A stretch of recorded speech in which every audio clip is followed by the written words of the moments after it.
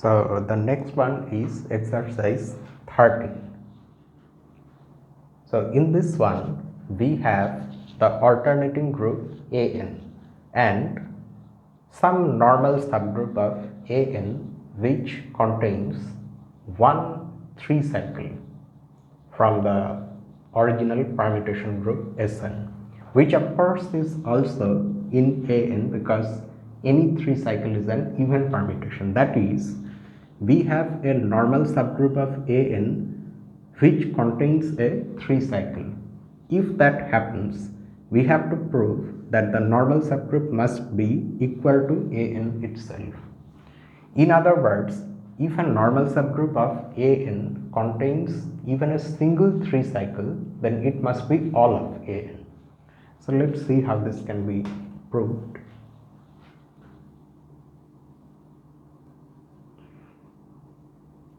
At the outset, you note one thing, that nothing has been said about n.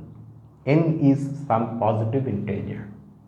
Now this claim is vacuously true when n is 1 or n is 2, because if your n is less than or equal to 2, it's a positive integer which is either 1 or 2, then 3 cycles cannot be found because there are only at most 2 symbols available. So we won't be able to form 3 cycles. So in those 2 cases, this statement will be vacuously true. So we can assume that n is greater than or equal to 3, and we need not even mention that also. That's because the cases n equal to 1 and n equal to 2 being vacuously true is something trivial. So we just directly write like this. Note that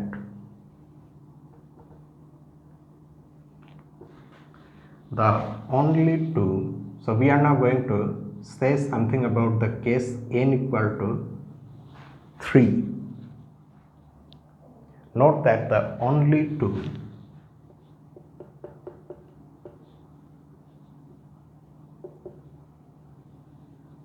normal subgroups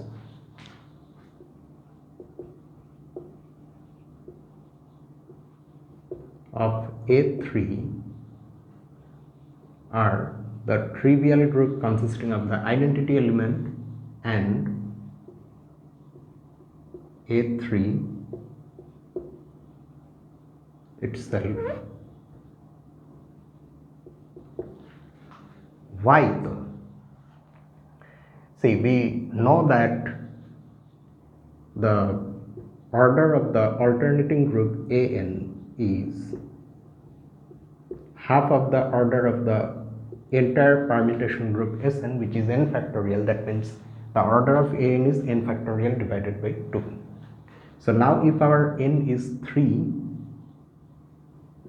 then the order of A3, that means, will be 3 factorial divided by 2, which is 3.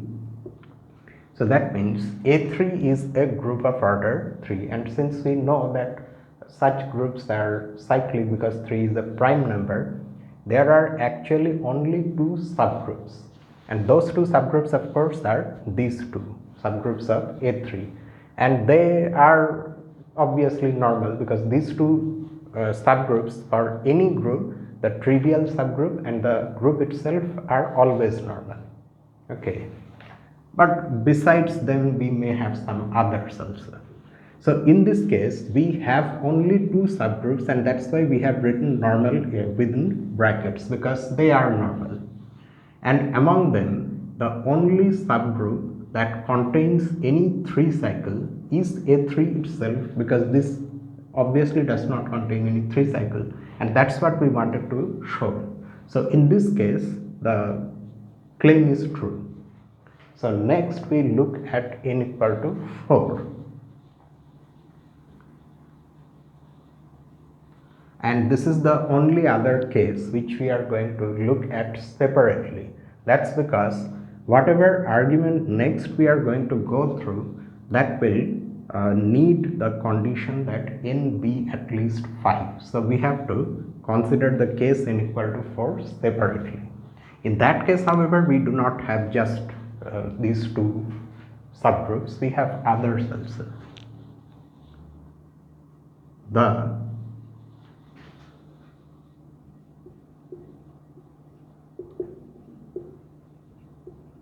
subgroups of A4 which contain some 3 cycles and which are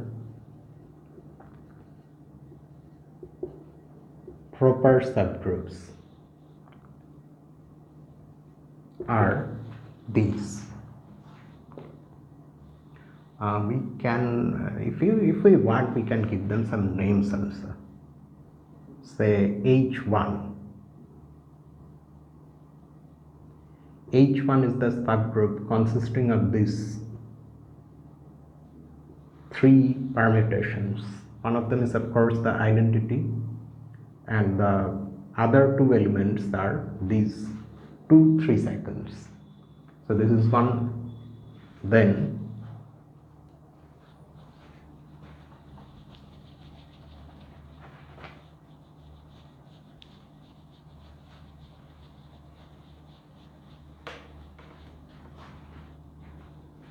H2 consists of the identity and these 2 3 cycles.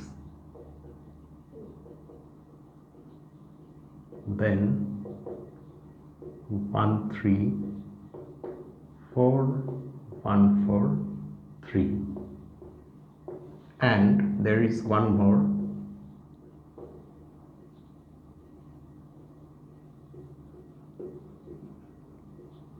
2 3 4 2 4 3. Now you may of course wonder how one comes to know about this thing. The answer to that is just you have to look at the entire A4. Since A4 only has 12 elements, it's not impossible to know ultimately after some direct search that these are the only proper subgroups of A4 containing some sort of 3 cycle. There may be other subgroups also, but they do not contain 3 cycles. These are the only subgroups of A4 which contain a 3 cycle and which are all of course also proper. Now if we want to prove the claim in this case, that means we have to show that none of them is normal, and that turns out to be the situation. That's because note that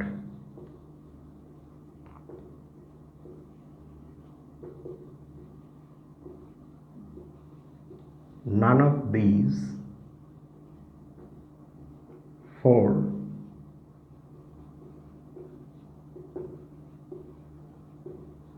subgroups is normal, that too not just normal, they are not normal in A4.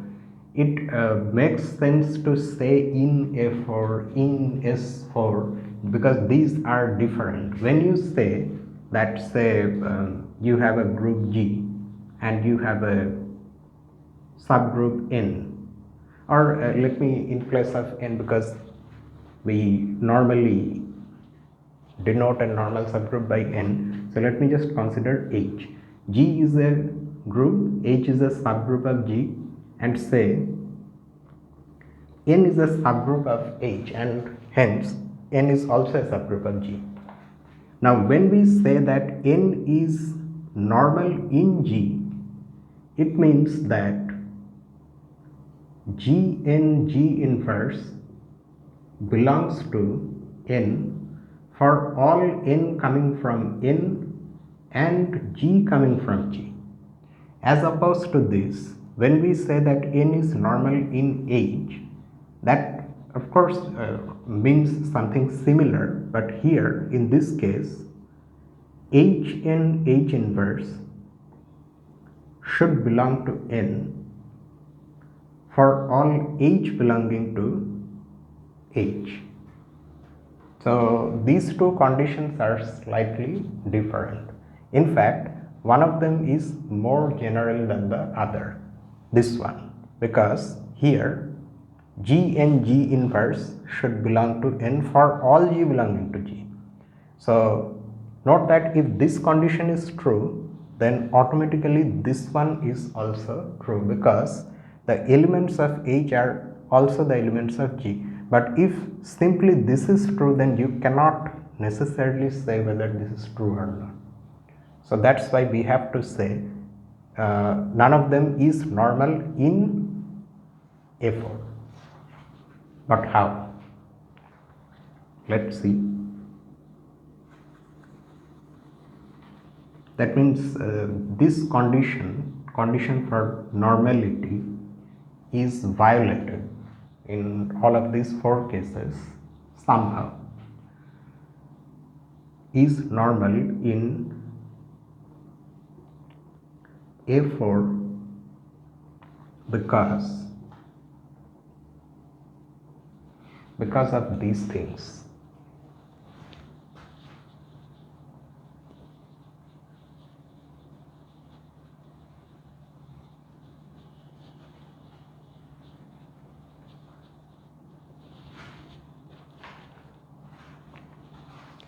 Here I have some calculations. They go like this.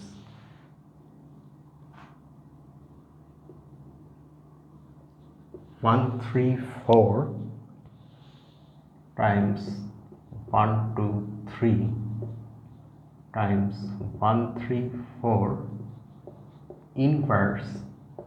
This turns out to be equal to 1, 4, 2. And these calculations of course can be very easily verified by you. So this is one. Another such is this.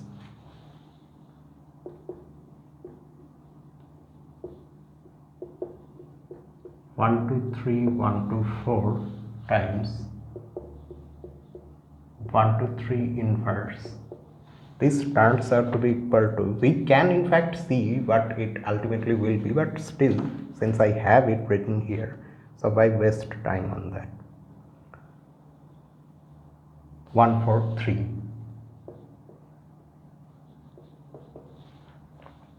Then there are two more. 1, 2, 3,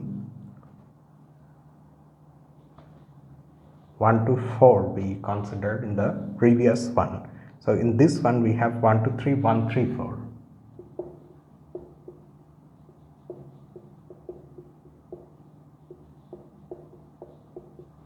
And this turns out to be equal to 2, 4, 3. And finally there is one more. 1, 2, 3, 2, 3, 4.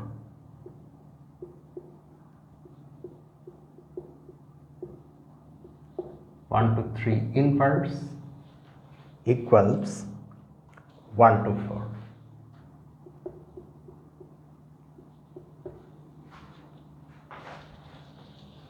Okay, so you can see that, for example, had H1 been normal in A4, this type of products should all be inside H1, but you can see that we are choosing 1, 2, 3 from H1 and we have formed this product with this other element 3 cycle, which of course is coming from A4, but it turns out to be 1, 4, 2, which is not in H1. In fact, it is in this one. So that means H1 is not closed under the formation of such products where the middle elements are coming from H1. So that's why H1 is not normal. in A4. Similarly, because of this equation, and 1 to 4 is coming from H2, whereas 1, 4, 3 is nowhere in H2. H2 is not normal, and just like that, H3 and H4 are also not normal in A4. So that means the only normal subgroup of A4 that contains any 3 cycle is A4 itself. That means our claim is true here also, in this case when n is 4. There is, however, one more thing which is not something very difficult to see, but still I must mention, because you may suddenly question me, how is H1 a group, a subgroup of A4? Yes, of course we understand that these are all even permutations. E is even, so it is in A4, and these are both of these are 3 cycles, so they are also even permutations, so they belong to A4. But how is this a subgroup? You can of course verify that by seeing that H1 is closed under the formation of product. That way you can verify, but still there is one more a nicer way to in fact recognize this subgroup. This subgroup is nothing but the cyclic subgroup generated by this 3 cycle, and that is why it has order 3. Similarly, these are also all cyclic subgroups of order 3 in A4, but none of them is normal. So that means our claim now is true for n equal to 4 as well, just like n equal to 3.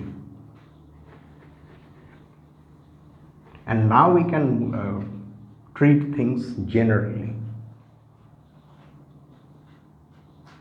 So the claim is true when n equals 3 and when n equals 4. We now assume that n is at least 5. So what is it now that we have to prove? We have to prove that in the alternating group An, if we consider a subgroup which is normal in An and which has a 3 cycle, then it must just be equal to An. It cannot be a proper subgroup of An. So let H be a subgroup of An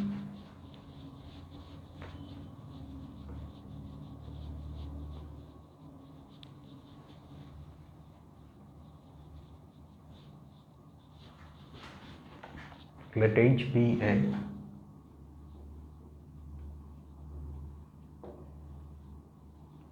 subgroup of An that is normal in An and that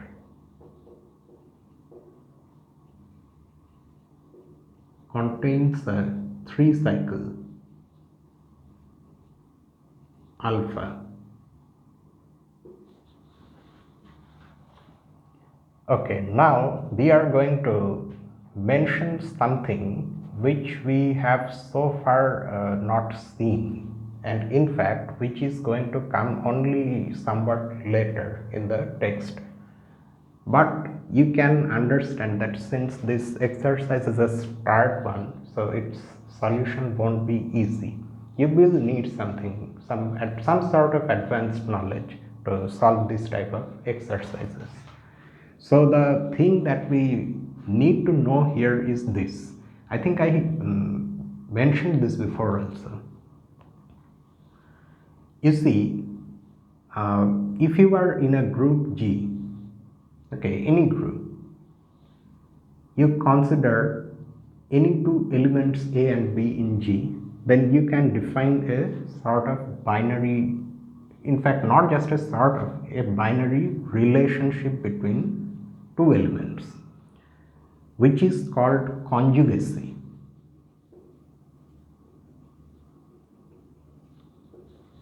Two such elements A and B are said to be conjugates of each other.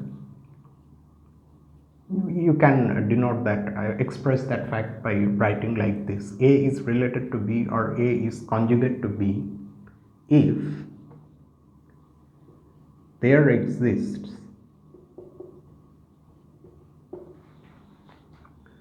some element C in G such that A is equal to CBC inverse, and this is the relation which is called conjugacy, and two elements related by this relation are called conjugates of each other. Now, it does not really matter exactly how we define this relation, whether we say that B is equal to CBC inverse, or whether we say A is equal to CBC inverse, or in fact you can interchange C and C inverse also. Ultimately nothing will change. That is because it turns out that this relation is an equivalence relation.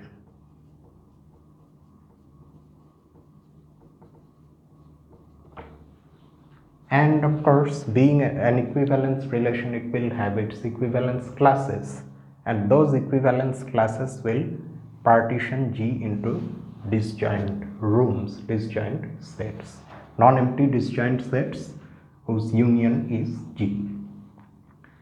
Now the fact is that if one considers this conjugacy relation on the symmetric groups, then those equivalence classes are especially easy and nice to describe.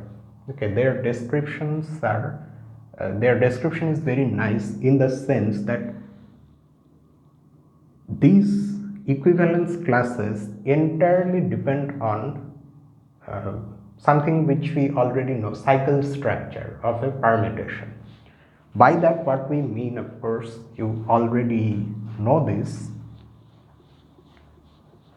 that when you express a given permutation as a product of mutually disjoint cycles, then that type of expression is unique, and in that expression you come across cycles of possibly different lengths.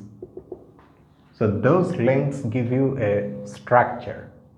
Okay, for example, a permutation may be a product of a 2 cycle and another 3 cycle which are disjoint, there is no common symbol. So then it has the cycle structure 2, 3. So it turns out that when considering the conjugacy relationship on Sn, these equivalence classes, which are, due to the name of this relation, also called conjugate classes or conjugacy classes. So the conjugate classes in Sn turn out to be precisely determined by the cycle structures of the elements in Sn. By that what we mean is this. Say for example you consider this cycle structure 2, 3, under which all those permutations come which are products of each one of them, a 2 cycle and a 3 cycle, which are disjoint. They form one conjugate class. Any other cycle structure different from this one will have its own elements having that cycle structure, and they form another conjugate class. So this means, this also at the same time means, because ultimately these conjugate classes partition G, so the elements in G are going to be classified by this relation into clumps like this, where the same cycle structure is seen for the elements in a single class, in a single conjugate class. Fine. So what we now have to do, we have to assume this. Okay, we don't really know why this happens, or we have so far not discussed that. We are going to discuss when the time comes, but for now we are going to assume that this is what happens. And now we are going to look at the 3 cycle alpha. So any other 3 cycle is going to appear in the conjugate class of alpha. That means, say you have said this is the conjugate class having the cycle structure 3. Okay, so that means this has all the 3 cycles in your Sn. And in fact, because there are 3 cycles, after all they are in An. Fine. So you have alpha here somewhere. Now if you consider any 3 cycle beta in Sn, that is of course also going to come here somewhere, but since they belong to the same conjugate class, you will find a gamma in Sn which will give you this equation, where on one side you have alpha and on the other side you have beta. For example, for a gamma you will get this, where gamma is in Sn.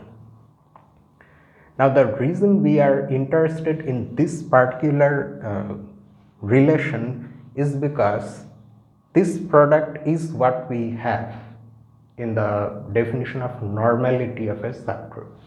So that's why it is related. So let us now see what now we can say about the situation. Now that we know about this, or we are assuming that this is true, now what can we say?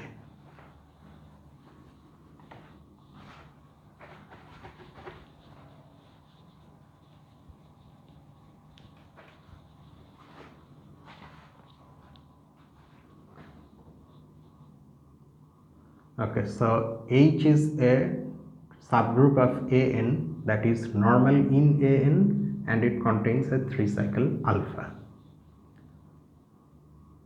So if beta is any 3 cycle, this is the particular 3 cycle which is in H, beta is any 3 cycle in Sn, and in fact in An, because every 3 cycle is an even permutation, then beta is equal to gamma inverse alpha gamma for some gamma belonging to Sn, and the reason is these things that we discussed just now, and in its place we are going to write this. See the discussion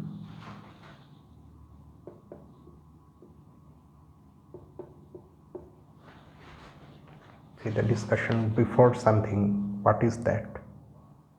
Before lemma 2.11.3, that means it's going to come in the next section.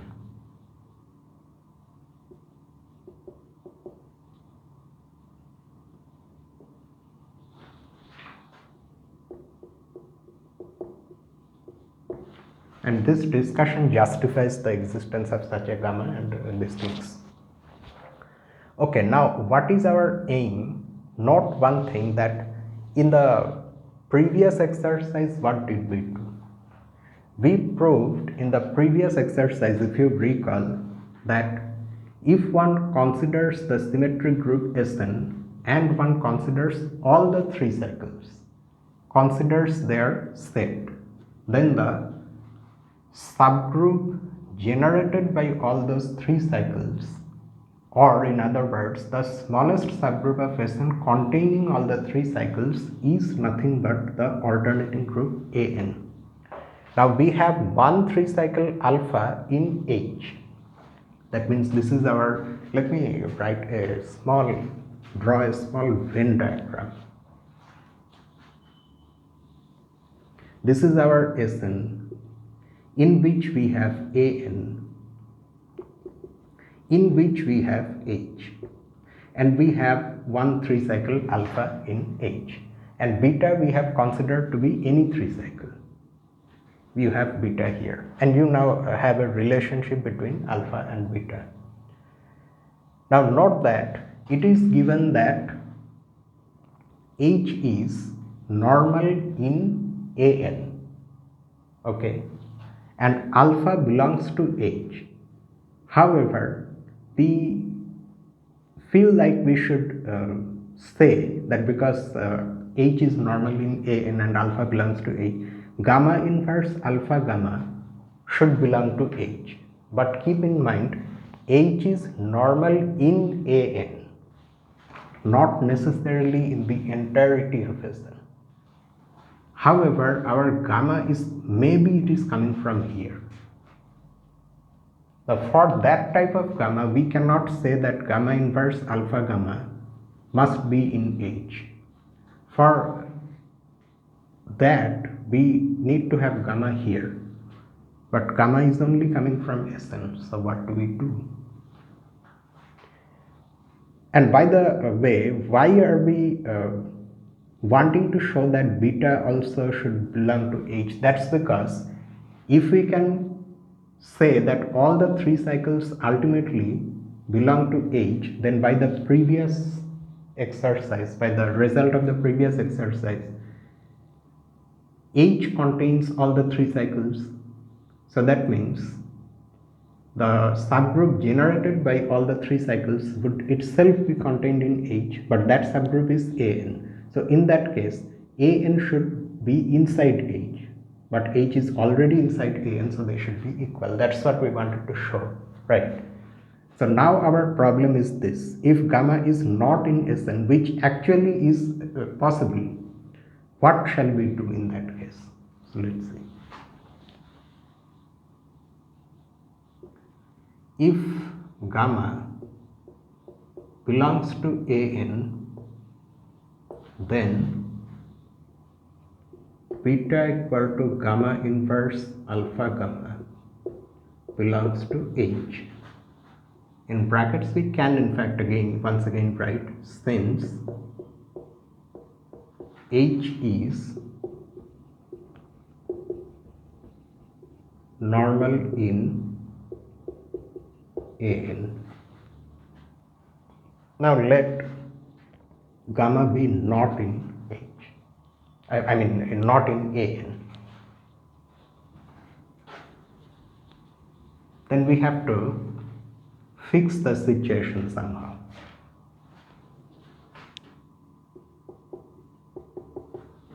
Now let gamma be not in An. Gamma be not in An means what? An consists of all the even permutations. That means gamma is not an even permutation. So whenever we express gamma as a product of 2 cycles, as a product of transpositions, in any such expressions, the number of 2 cycles involved will be odd, because it's an odd permutation. Choose a 2 cycle is not written like this. Choose a 2 cycle delta in Sn, of course, that is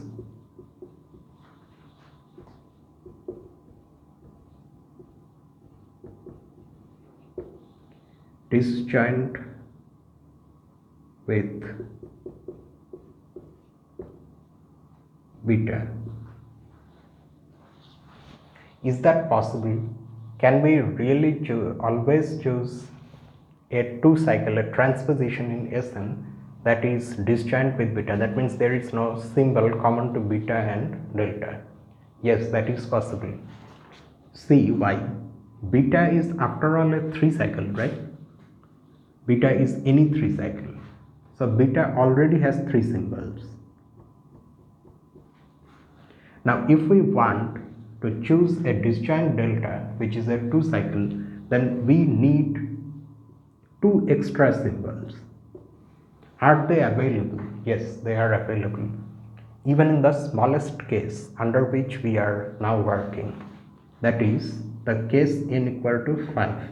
That's why we wanted the condition n to be greater than or equal to 5, because even in this smallest possible case where there are only 5 symbols, still you can choose one such delta, that is a 2 cycle and it is disjoint with beta. Okay, so that means it's possible.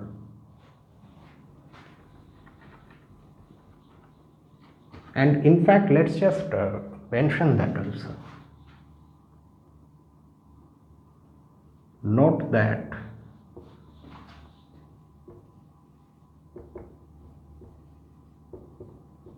this is possible since n is at least 5.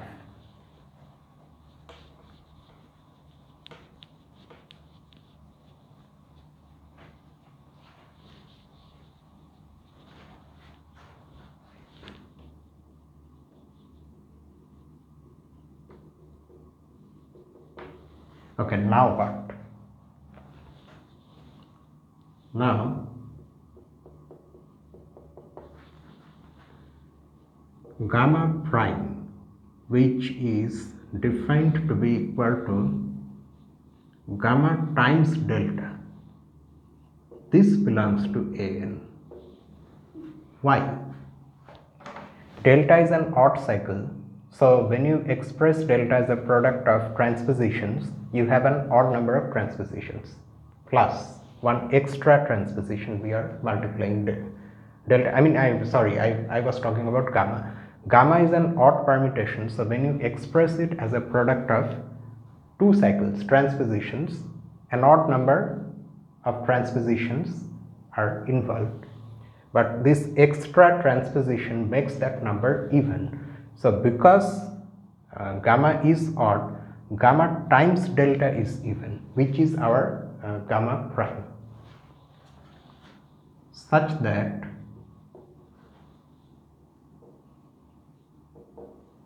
okay, now we are going to express beta similarly just like this, but in terms of gamma prime. Beta times delta square. Why? Beta is equal to beta times delta square, but why? That's because delta is a transposition, so its order is 2, so delta square would be identity and it would vanish. Okay. Now the disjointness of beta and delta allows us to bring one delta on this side to this side of beta. That's because disjoint permutations commute with each other. So that's why we can now write this product as this. Okay. Now because delta square is identity, delta is its own inverse, so this delta can be written as delta inverse. And beta, we already have one expression for beta. We put that gamma inverse alpha gamma, and this delta we keep it just like that. Now note that this entire thing equals gamma delta inverse alpha gamma delta. That's because when you take inverse, the order it gets reversed. So this is equal to gamma prime inverse alpha gamma prime. Now the situation has changed. In spite of having gamma not in an, but we have been able to replace gamma with something else that is in an, but that still gives us beta in this way. And now we can use the fact that H is normal in an, and because gamma prime now is coming from an, this must belong to H. Thus,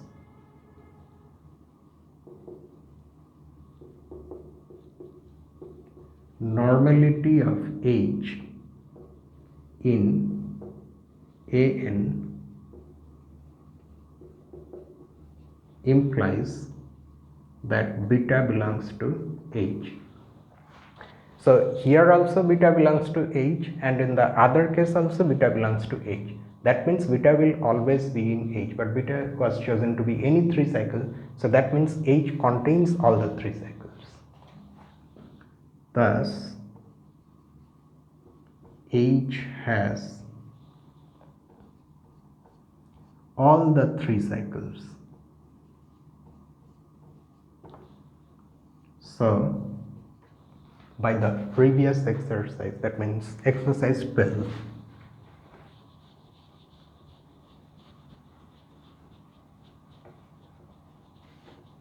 H contains AN.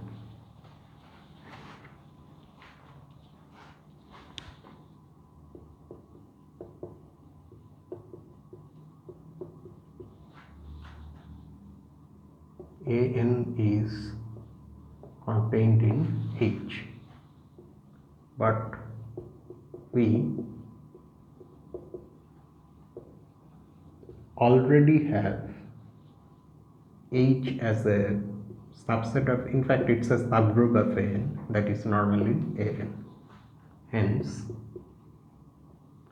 H is equal to AN. This is what we wanted to show.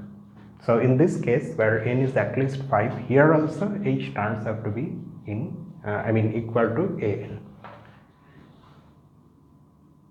So any normal subgroup of AN you consider, if you somehow know that it has even a single 3 cycle, then it must be all of AN. So that's how the solution is over. And next, let's see another one. 14. This one is also a starred one. Starred ones are somehow manageable. Okay, they are somehow somewhat manageable. You get your own ideas, you mix them up with some other ideas that you may obtain from some other places, and then somehow you can get a solution. But the ones which have 2 stars, they are exceedingly difficult. Prove that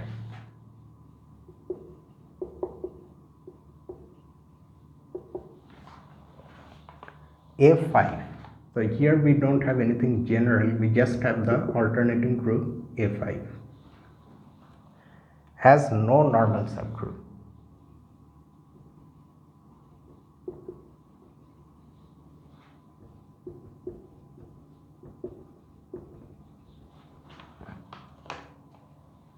N different from the trivial group and A5. That means A5 has no non-trivial normal subgroup. One can restate it that way also.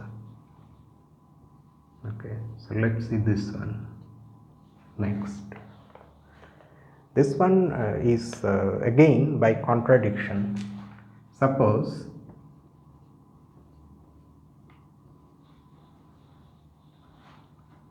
N is a normal subgroup of A5 different from these two. That means we are supposing that there exists one such N contrary to what is being claimed here.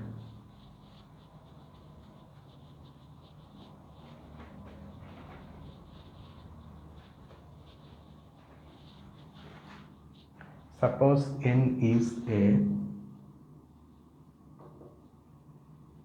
normal subgroup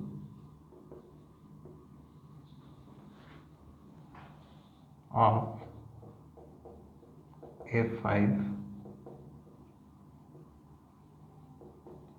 different from the trivial group and A5. Actually, this is not quite the way to write this sentence. Ideally you should write like this: suppose there exists a normal subgroup n of A5 different from E and A5.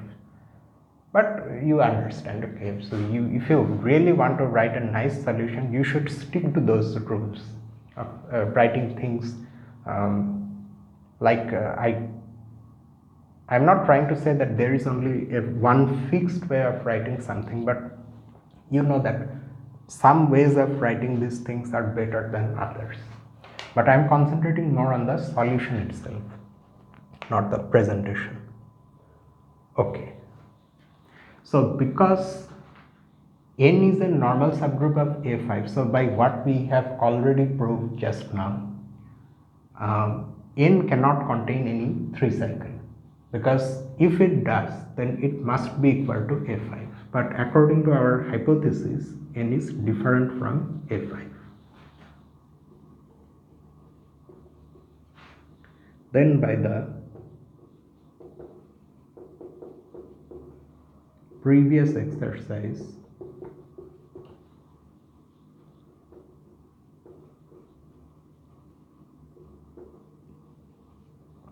n contains no 3 cycle, but A5 has only the even permutations of S5. In fact, it consists of all the even permutations of S5. So what are the types of elements that you can have in A5, given that there are only 5 symbols? But before that, note one more thing.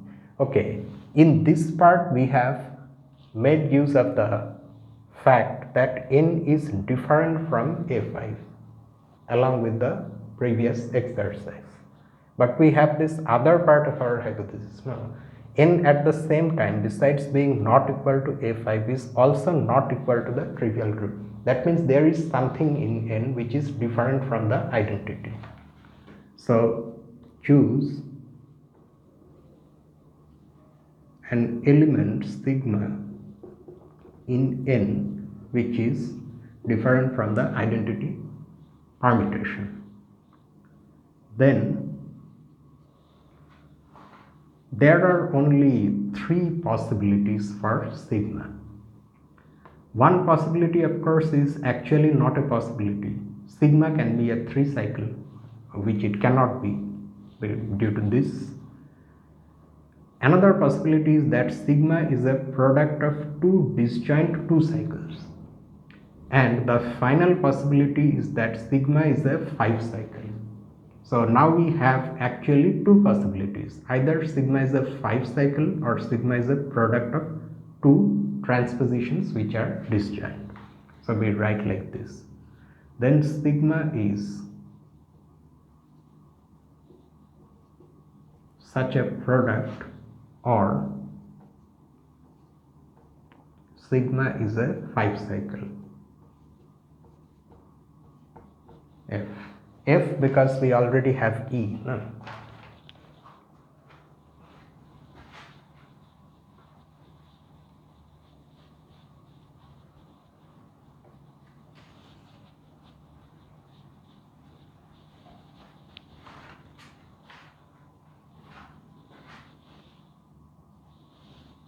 Where these symbols are distinct. This distinctness will make sure that these cycles are disjoint. Of course, in this case there is no problem, but here we need disjointness. When sigma is of the first type,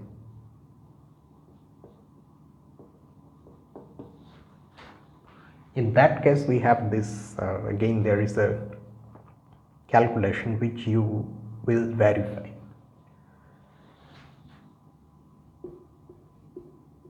It turns out that in this case the 3 cycle A comma B comma F equals ABF times sigma times ABF inverse times sigma, and this belongs to N. Why does this belong to N? Because our sigma is coming from N, and looking at this product within this square brackets, this product belongs to N because sigma is coming from N and N is normal in AN. Now there is no problem with that in AN part, because this element by which we are forming this product, that is in AN, that is a 3 cycle, that's an even permutation. So this product is in N, sigma is of course in N, so their product is in N. But this is precisely what we don't want, or what we are saying is not possible, namely that N contains a 3 cycle, so that means it's a contradiction. And when on the other hand sigma is a 5 cycle like this,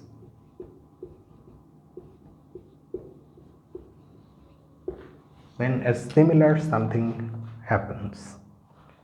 Then the 3 cycle AFC turns out to be equal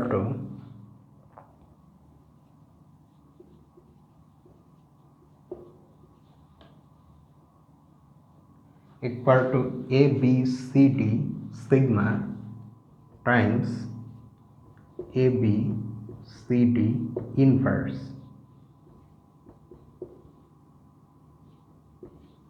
sigma. That again belongs to N.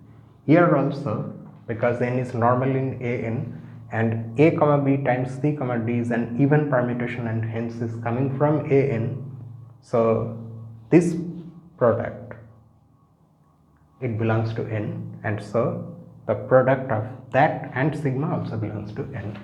This is a contradiction.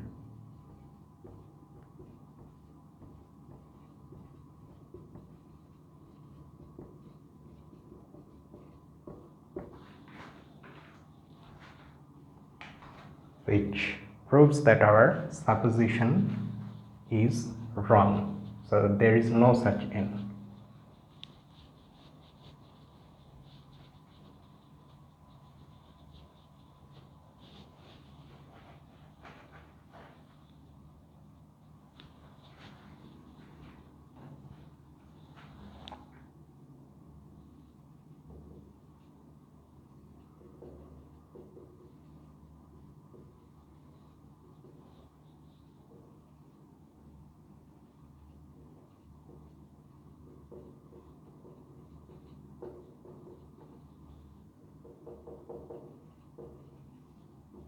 And that's just enough. You can make it more complete by writing the other things.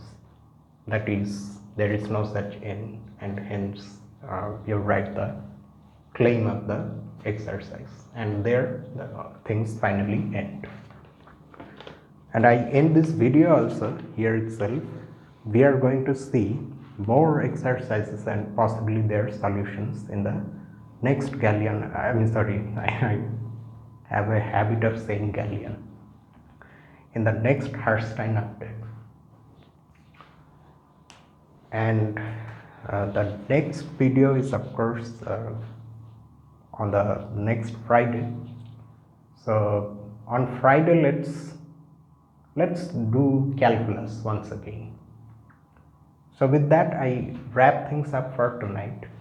If you want to say something, you can write in the comment section below, or you can mail me. My address will be there in the description. The link will be given. So see you tomorrow. What the hell am I saying? Not tomorrow. I'm a little distracted today. See you next Friday with calculus. Until then, this is me, Lucifer, from a mathematical room. Have a nice night.